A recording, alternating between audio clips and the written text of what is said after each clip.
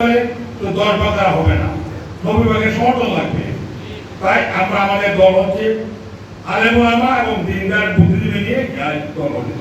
রাজনীতির নাম আছে, আলেমদের নাম আছে। আলেমদের নেতৃত্বে আরো যে সহযোগিতায় আমরা এগিয়ে যাচ্ছি। আমাদের শ্রমিক সংগঠন, আমাদের ছাত্র সংগঠন, যুব সংগঠন, মহিলা সংগঠন এবং শিশু সংগঠন রয়েছে। আপনারা যে বয়সে আছেন, পরিবারের যে বয়সে টাকা কেন আমার দলে আপনারা কথা বলবেন। যারা আমাদের ঘরে আমাদের মা বোনরা আছে তাদেরকে মহিলা বন্ধুদের সঙ্গে জড়িয়ে দেবেন।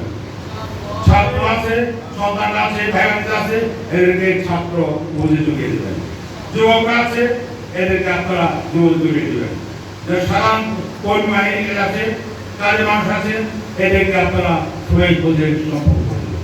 এই যদি আমরা কাজ করতে পারি ইনশাআল্লাহ, আজ হোক কাল হোক, বাংলাদেশ বাংলাদেশ এই দেশ ইসলাম কায়েমের কোনো বিকল্প হতে পারে না। গণতন্ত্র মন্ত্রণ করে আমরা যত কথা বলি না আমরা যদি আমরা ত্যাগ করতে পারি, অনেকটা হবে বিনা ত্যাগে ইসলাম আছে না। হাসিনার পতন হয়েছে, কিভাবে পতন হয়েছে আমরা কি ভাবতে পেরেছিলেন? কথায় যে পাই যাবে, সবাই বলছে হাসিনা পালায় না, পাই তো কত তার এর জন্য প্রায় 1,500 মানুষকে প্রাণ দিতে হয়েছে, কয়েক হাজার মানুষকে আহত হতে হয়েছে, সংগ্রাম করতে হয়েছে। ত্যাগের ছাড়া কোনো পথ খোলা নাই। ইসলাম পুরুষকে আসেনি, বিনা ত্যাগে বিনা পরিশ্রমে ইসলাম আসে না। যার সময় কর্মী হবেন তাদের ত্যাগের জন্য তৈরি হতে হবে। আল্লাহ বলছেন তো, তোমরা কি মনে করো ইমান আছে বলে জানা চলে যাবে? কখনো হবে না। জানা যেতে হলে পরীক্ষা দিতে হবে। ইমানের পরীক্ষা, ত্যাগের পরীক্ষা দিতেই হবে। বিপদের মোকাবেলা করতে হবে, জেলের মোকাবেলা করতে হবে। এই বই ঠিক রাখতে পারলে আল্লাহ সাহায্য করবে। তাই প্রিয় ভাইরা আমার, আমাদেরকে ত্যাগের তৈরি হতে হবে।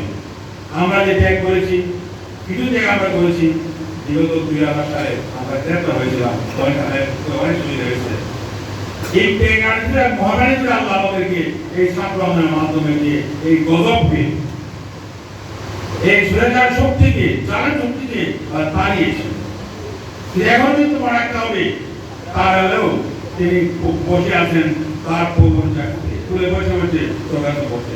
হুঁশিয়ার থাকতে হবে, এই বাংলাদেশের মধ্যে যারা এখন চায় এই তাদেরকে প্রমাণ করার জন্য এদেরকে প্রত্যাখ্যান করতে হবে।